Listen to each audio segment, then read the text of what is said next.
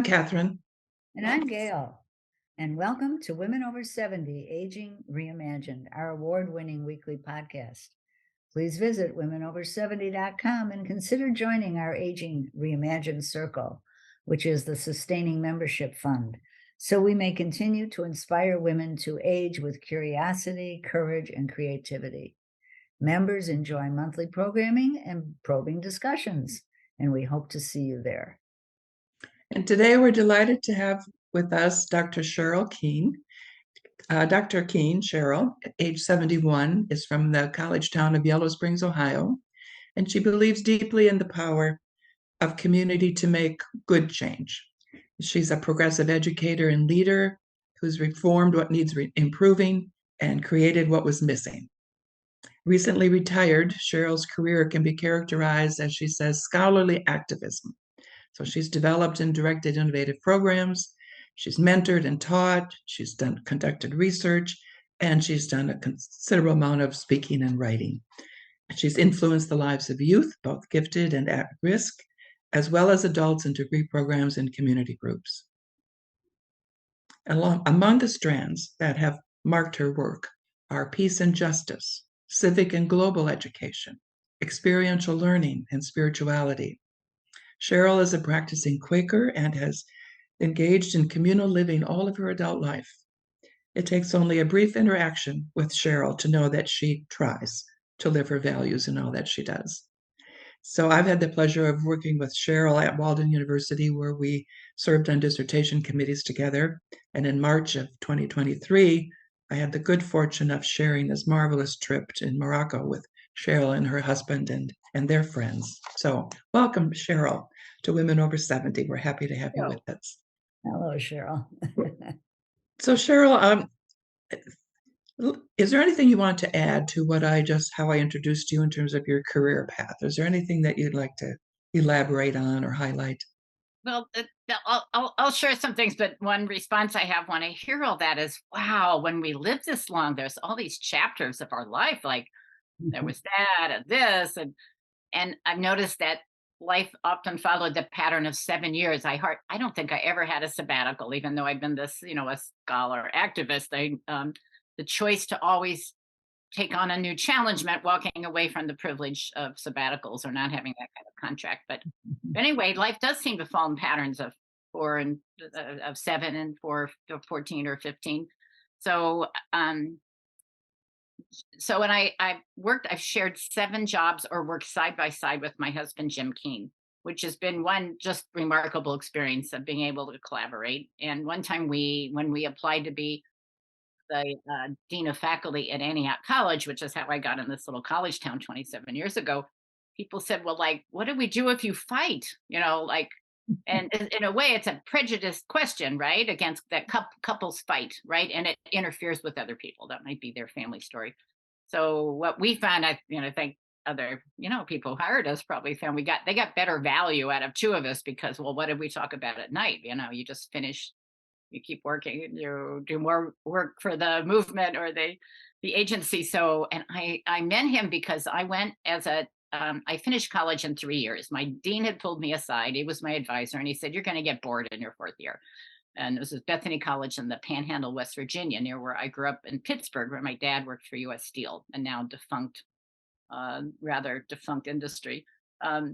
So it was very near Kent State. I got to college like the year after Kent State, and the energy was still vibrating there. And I had this idea that I was going to bring peace to the world.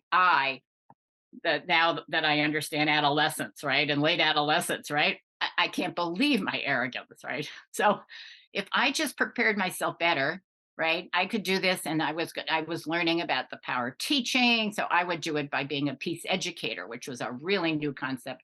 Got involved in running a little conference in our little college town that sort of advertised it nationally, of course, before the web. How do you do this? And we had a speaker. The only author of a book that said peace studies on it in the college library was this guy, Ted Lentz, who was a peace researcher, another like mind-blowing idea. He came from St. Louis. He was near retirement. And he he said, either you come and work with me as an intern and live in my basement in St. Louis, or you go work with Leonard Berkowitz, the expert in the bop bebop doll thing, where they were training kids to hit a blow up doll with a stick, and found out that they could teach kids violence. Right. So or you go to Harvard and work with this guy, Don Oliver, in the master's. Well, the Harvard thing was pretty jazzy. Right. My family was not academically oriented. We didn't have a big choice matrix. So I went there with this idea of peace education. In the meantime, Don Oliver gotten very alienated about conventional schooling and was studying community and learning through the immersion of community life. But I met Jim very early on, and we went on a campaign and went to every faculty member at Harvard who taught anything related to peace, justice, human rights, and said, let's start a peace studies program. And they couldn't resist, now when I look back, the idealism of young adults who believed they could make a difference. Many of them having, of course, tried in their careers, and were on a saggy side of that. The Vietnam War probably exhausting some of them. One being Louis Sohn, who had been part of the charter group of the United Nations. So anyway, we got to do this marvelous thing, and I learned a lot about innovation. And but then eventually we were maybe so successful that when we finished our doctorates and we were no longer local graduate students, we got called into the International Studies Office and were asked for the keys, basically. So we went on and did some other marvelous things, where during that time I had the opportunity to work in an adult degree program, a residential one, where we lived with the adults for 2 weeks. That later became maybe 10 days. Just incredibly transformative to be with adults who were taking this big risk to finish their bachelor's degree. And that was at Goddard, one of the two colleges I worked at that folded fiscally, later revived. So it's this being on the edge, right?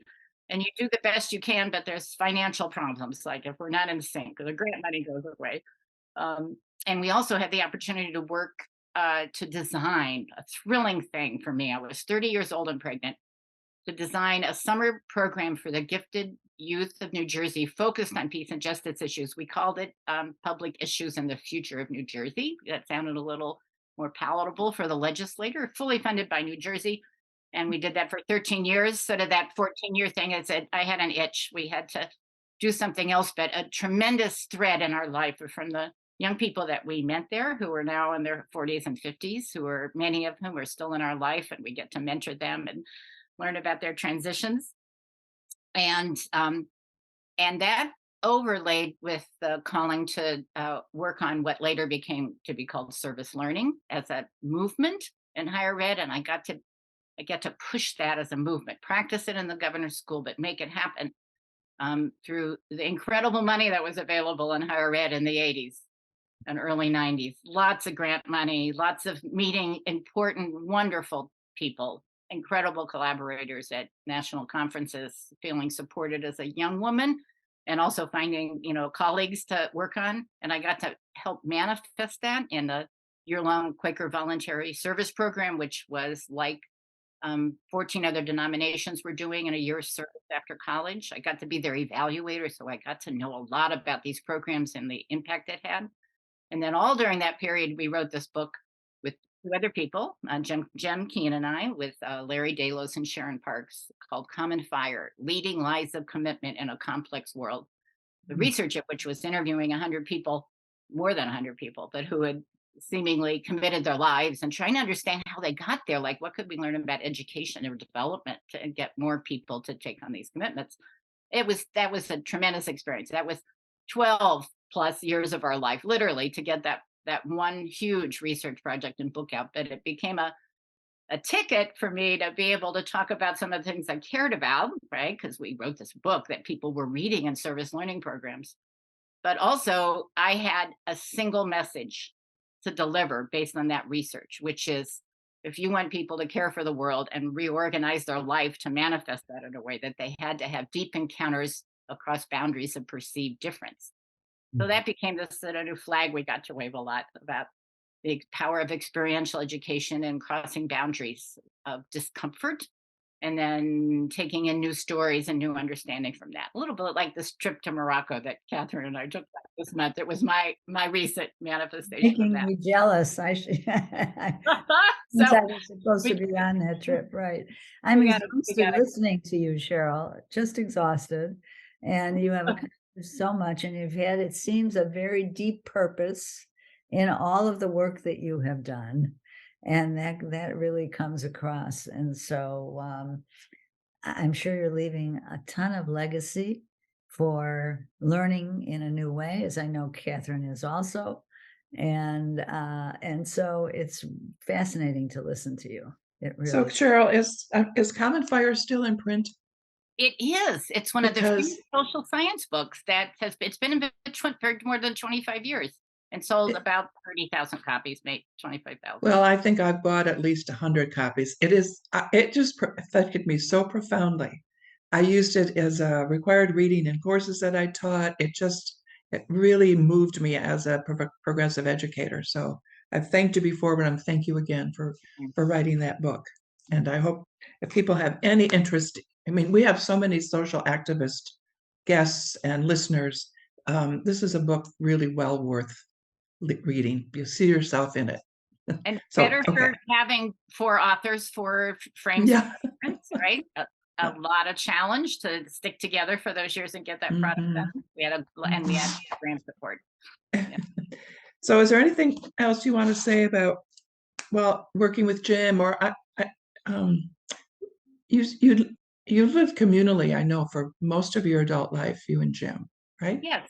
What And, can you tell us about that? I was gonna bring visual aid. So one is when Quakers marries, Jim was what's called a birthright friend. His mother was a Quaker in Richmond, Indiana, where Earlham College is. That's a stronghold Mm. of Quakers. And I was looking for a faith that reflected my concerns. I knew nothing about Quakerism, but I met Jim at Harvard, who was this handsome, older doctoral student. I was just a master's student, but we got it with each other. And he took me to meeting. It was like immediately, this is it.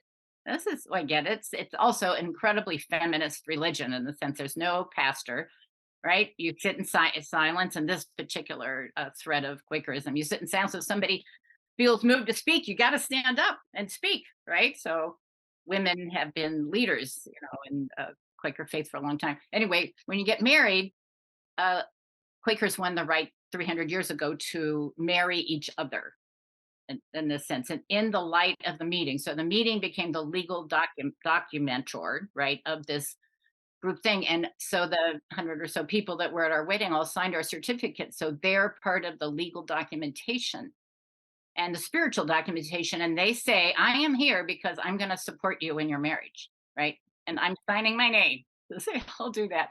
So that made total sense to me. And so when we were, financially broke graduate students, we brought a couple people into our flea bag apartment, one of whom was one of the world's experts in kibbutz studies. So there we have this community thing. We build our ideas together. This is Joseph Blasi, now one of the world's experts in worker ownership. Um, and then these other young Quakers said, you've got to come see this empty room in our house in Dorchester, Massachusetts. So I don't know, right? Anyway, got on the subway and we moved into a small mansion that had been bought for $13,000 as the neighborhood declined. And we lived in that house for 10 years with a fluctuating group of people. Became hard, we learned in our mid 30s, to sustain it's such an intentional community. But boy, did it help us financially, helped us raise our kid. We did the best we could in that neighborhood. We all started a daycare. We did our best, and then we moved to New Jersey. And the big group move there was to take Jim's parents with us, who were in a neighborhood that was also decaying. And as elders, they needed a safer place. So then we moved to New Jersey, living with Jim's parents, but then living all in the summer months in our governor's school with these 100 kids and 20 amazing staff. So that was another 13 years of our life living in that kind of communal thing with lots of people in and out of our house. And then here in Yellow Springs, where we had to buy a house big enough for Jim's parents, we had people also living with us, and then people a little taking care of them. And we probably, in the 27 years we've been here, had about 25 people living with us over time, often single women in their 50s and 60s trying to figure out kind of what's next. And they'd stay with us for a couple of years till the next thing unfolded. Young college graduates, a college dorm got moldy, and we had a bunch of college graduates or college students at our house that year. Oh, just wonderful, wonderful stories to make use of space. It just ethically, I have to make use of the space that I have. I live in a town everybody wants to live in, and rents are very high. So we should share. And we just like the interest of having like minded people. We never advertise for renters. We just wait till, in our Quaker understanding, wait until the spirit sort of brings us someone, or in a synchronistic way. It's like, oh, this person. And now we live, and because Jim has diabetes, and we learned that he does better in the cold winter in the South. And at the bottom of the market, we got a condo in the greenest community in Fort Myers. Just Mm. 56 doors where we can actually know our neighbors, and there's several Quakers in that community. And now I'm on the board, and now I manage another community, which sometimes is too much. And I've told Catherine, because I'm on the board, I hear all the complaints, right? And I know too much about my neighbors, way, way too much about my neighbors. And I've been in most of their homes. I know if their faucet's leaking, or their daughter's, bugging them, or it's just like our doctoral students. After we've worked them for, 5 years, Right. that's enough. I don't need to know that much about you at this point. But so that toleration of uh, it's the stress that you invite in by sharing life with people. But I think our marriage is probably more vital because we have these interesting people. So our core housemate right now is the music director of three different chorus and orchestras in our little town. He Mhm. drives over from Indiana for 3-4 days a week, and he goes back to teach. And that's been wonderful. And we never charge rent. People help with expenses, but James doesn't pay anything because that's our contribution to sustaining the I music see. community in this little town. And we got through COVID. He still came back after COVID. So I know that you have a son, you and Jim have birthed a son, and you also have other adult children in your life. So tell us a bit about that, We your have expanded family unit. Yeah, so our son, we have one birth child that was born into that governor's school environment. And it's interesting. He's more of an introvert. I think he'd agree. So he was sometimes back offish about some of the people that entered our life, but this is the way it is. But he says about his wonderful grandparents that he had really had four sets of parents. There's always someone to come home to and to read to him. Um, and so that was a blessing, I think, in his life. And but then one of my the best service learning student I had, who was kind of helping me run service learning projects under the Bonner Foundation, which is another scholarship program that I got to be the researcher of, um, in several 25 colleges. So anyway, she got pregnant. She'd been raising herself since she was 15 on this financial scholarship award, going to college. And I said, you can't do this. So she moved into her house with her baby, and we're really family now. So that baby just had a baby at age 21. So we're great grandparents. And there's just no doubt about that, right? That she is of the belief too, of the idea that families are made, are constructed. We have our biological families, and then another of our students from 20 years ago, who took Jim's leadership course, much like the kind of material that you two teach, uh, he came back to be the village manager. So they're a interracial international family, and grandmas are quite far away or hard to get to. So we're grandparents for those kids as well. And then we help harbor another woman and her child. So that's I'm sort of tapping out, I think, at four families. You think so? Right. That's remarkable. You retired. In fact, your retirement from Walden led to my retirement from Walden because I didn't want to work with anyone else. So, what's it like? What's the experience of transitioning into retirement? Well, and when I listen to other episodes in your series, I think about how it reminds me of our peer group and the incredible changes people around me. Our town is very well educated and aging, right? got to afford to live here, right? And so many people around me. So I was looking for visual aids. There was my academic cap. I can't even find my academic gown. So now I'm gardener Cheryl. Got to keep the sun off your skin, right? So and we have a wonderful backyard um, that I get to return to after Florida. And in Florida, it's 11 acres that share these buildings. And myself and another Quaker and a third person are the landscape committee. I get to go out with big tools and saw down big 11-foot fronds from trees and drag them to the debris pile. And so it's basically good for my bodies, except my shoulders, and keeping my energy up. But I've always liked to clean messy things or clean up a messy, financially broke college, where I think I was audacious enough to think that I could keep any college more fiscally healthy than it was, not appreciating the complex systemic things, plus the rising healthcare costs and everything that has affected our generation, right, and the institutions around us. So I have surprised myself looking at fellow more academic oriented peers. I am so retired, so retired from from work, and even the word career is like it never really felt like a career. It was a calling, and I was blessed to have opportunities to follow my calling, right? And instead of to follow a tenure track and stick to it because it was security, right? So it was more like, what's the next opportunity? And then were supported in it. So I don't know. I want to do other things. I can't keep all those balls in the air and the new balls I want to have in the air. So and I gave away my books. A lot of us talk about downsizing, right? So we had thousands of books and had built this like entire wall of a bookcase. And so I gave whole sets of books away. I gave all the service learning materials to the service learning program at Wittenberg University, all the religion and education and spirituality books, the Wilberforce, this has a small divinity school, and it was a thrilling experience to find this library that wanted these books. So that felt really good, and I got more to do, but it was a passage to dispense with those things. So what are you filling your bookshelves with now? Well, I'm learning to read on Oh, what's it called, Libby and Kindle? Hoopla, so that I don't have to buy as many books. I read really fast, and I always thought retirement would be about more reading, but so far I haven't really had time because we also, in the same period of time, because we leave this house, except for James, the musician, we're bringing our bedroom to the first floor. Jim's 77, just in anticipation of that year 80, where the risk if you fall, it has greater consequences.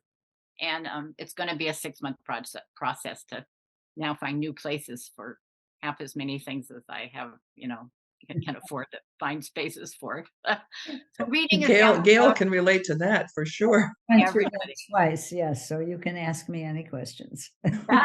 I took up singing again after COVID. Singing in choruses is thrilling for me. And I heard one of your other interviewees talk about the meditative or the stress reduction when you sing a tenor part, and I don't have perfect pitch.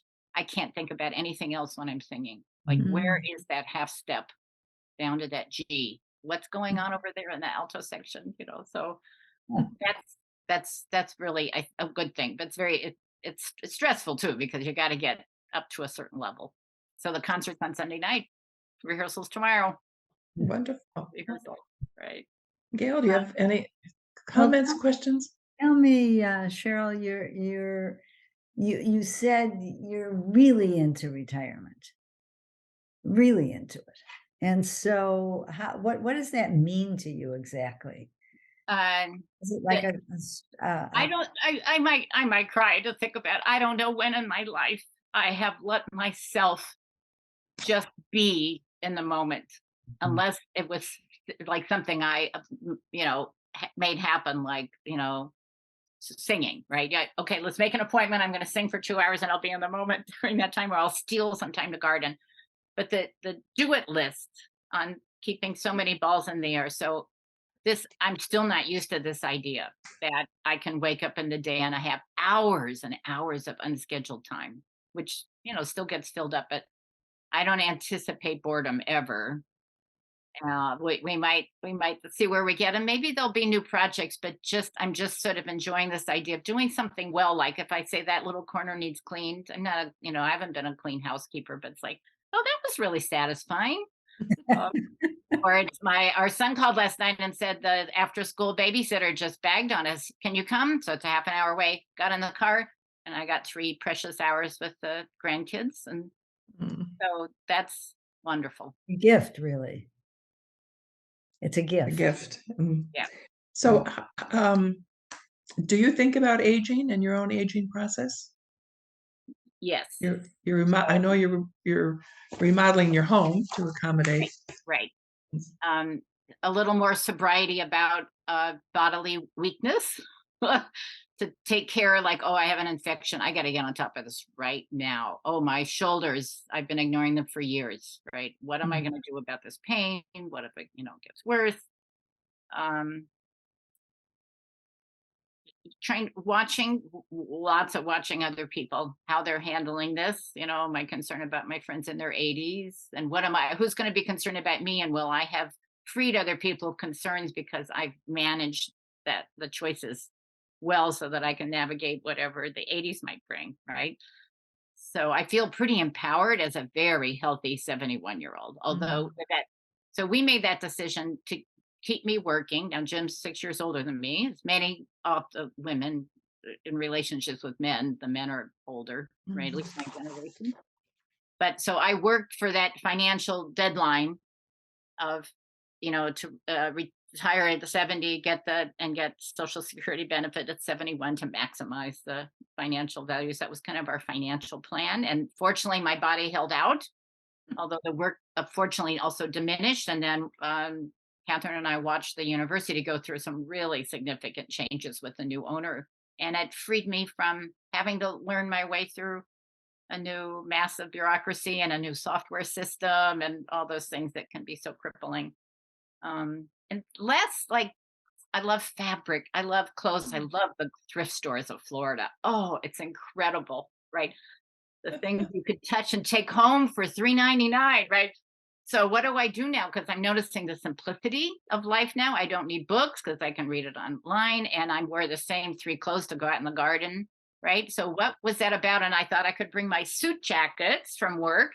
It's like, when am I going to get rid of these beautiful colored wool fabric suit jackets? Like that, they symbolize a me that I don't think exists anymore. mm, Um, so giving import to those choices, like it's not just that I have too many clothes, I have to downsize, but what was that about? And who was that person, and who am mm, I now? And is it okay just to be who I am now? So I don't feel all this idea about career and calling. It's like I don't know what my next call to social justice will be, aside from being a philanthropist with resources, which is a kind of easy way to say I'm going to help this cause, but I'm not out there collecting petitions right now or serving on too many boards, just a couple boards. mm. Just a Mhm. couple. Um, so we'll see. Ask me in a year, right? I think Yeah, I the think we'll want to have you back in about a year. I think the idea of really taking that time to see, well, what do I want to do now?